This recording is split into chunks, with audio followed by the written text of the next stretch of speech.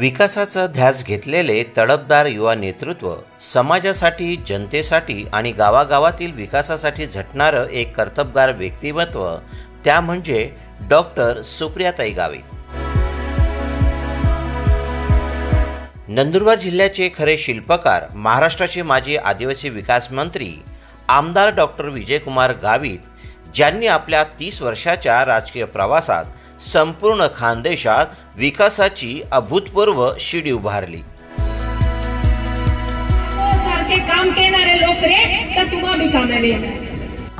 त्याच पावलावर पाऊल ठेवत संसद रत्न माजी खासदार डॉक्टर हिनाताई गावित या नंदुरबार लोकसभा मतदारसंघाच्या पहिल्या महिला खासदार ठरल्या।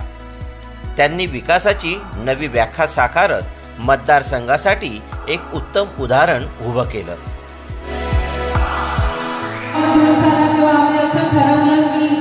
आणि आता गावित कुटुंबातील तिसरं तेजस्वी व्यक्तिमत्व, जनतेच्या मनात घर करणारी एक उज्ज्वल नेतृत्व संपन्न महिला। प्रतिसाद या ठिकाणी आपल्याला भेटलेला आहे, पण मला आपल्या सगळ्यांना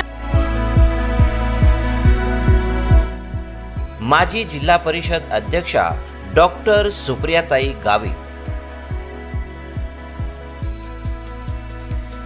स्वतःचं स्वतंत्र स्थान निर्माण करत त्यांनी अल्पावधीतच लोकांशी थेट नातं निर्माण केलं।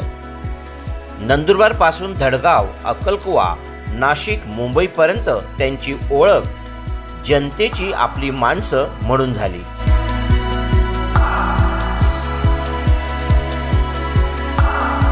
फक्त बोलणं नाही तर प्रत्यक्ष कृतीतून बदल घडवण्यावर विश्वास।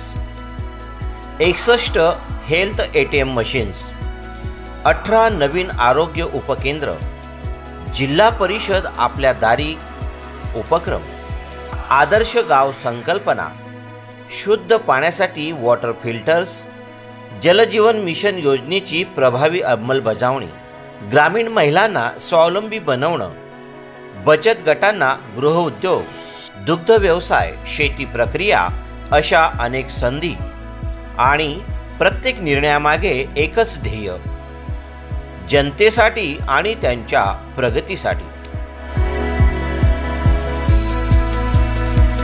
धडगाव सारख्या दुर्गम भागात स्पीड बोट सेवा, 33 नवीन ॲम्ब्युलन्स आणि केंद्र शासनाच्या सहकार्यानं आरोग्य केंद्रांना नवीन इमारती, ही सर्व कामं केवळ आकडेवारी नाहीत तर जनतेच्या जीवनात घडलेला खरा बदल आहे।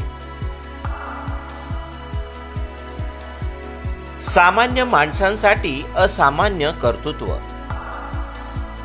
माजी जिल्हा परिषद अध्यक्ष डॉक्टर सुप्रियाताई गावित यांचा राजकीय प्रवास म्हणजे विकास, दृष्टी आणि दयाळुतेचा संगम आहे। जनसेवेला वाहिलेलं एक प्रेरणादायी व्यक्तिमत्व डॉक्टर सुप्रियाताई गावित यांना वाढदिवसाच्या मनपूर्वक शुभेच्छा।